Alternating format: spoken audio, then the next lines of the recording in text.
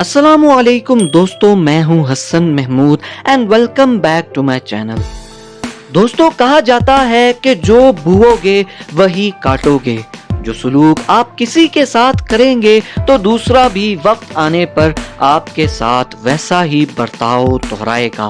اگر آپ اپنے اچھے وقت میں کسی کو اپنی خوشیوں میں شریک کریں گے تو آپ کے برے وقت میں بھی وہ انسان آپ کا ساتھی ہوگا۔ آپ آسودگی میں اگر اپنے سے منسلک لوگوں کا خیال کریں گے تو مشکل آنے پر وہ لوگ بھی ایک جٹ ایک ٹیم بن کر آپ کے ساتھ کھڑے ہوں گے۔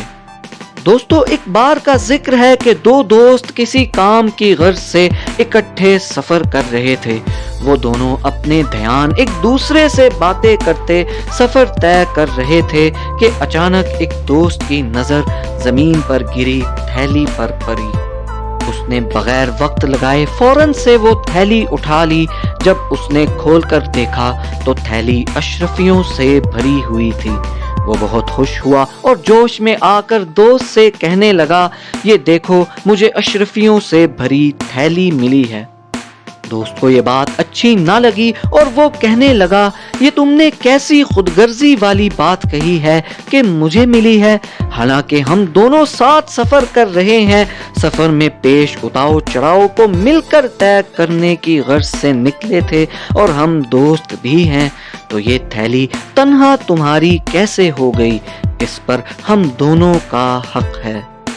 پہلے والے دوست پر اب لالچ کا بھوت سوار ہو گیا اور وہ ناراضگی اور غصے سے کہنے لگا، یہ تم کیسی بات کرتے ہو؟ تمہارا اس تھیلی پر کیسے حق ہو سکتا ہے، جبکہ اس تھیلی پر میری نظر پڑی اور میں نے ہی اس کو اٹھایا، تو میں کیسے اتنی قیمتی چیز تمہارے ساتھ بانٹ لوں؟ دونوں اپنی اپنی توجیحات دینے لگے اور آپس میں جھگڑنا شروع کر دیا۔ ابھی یہ دونوں آپس میں بحث ہی رہے تھے کہ اچانک انہوں نے پیچھے سے چند لوگوں کے قدموں کی چاپ سنی، جو ان کی طرف یہ کہتے ہوئے آ رہے تھے کہ یہ رہے دونوں تھیلی چوری کرنے والے۔ اب جس کے پاس تھیلی تھی اس کی تو ہوائیاں اڑ گئیں اور وہ پریشانی میں دوست سے کہنے لگا، اب کیا ہوگا؟ اب تو ہم مارے گئے۔ اس پر اس دوست نے جواب دیا، ہم کیوں مارے گئے، بلکہ یہ کہو کہ تم مارے گئے۔ ابھی چند گھڑیوں پہلے تو تم اس کے تنہا حقدار بن رہے تھے، اب مصیبت پیش آئی تو مدد کے لیے مجھے بھی اس مصیبت میں شامل کر لیا۔ یہ تھیلی تمہیں ہی مبارک ہو اور اس کے سبب پیش آنے والی اس مشکل کو بھی اب خود تنہا ہی جھیلو، جیسے تنہا حقدار بن رہے تھے۔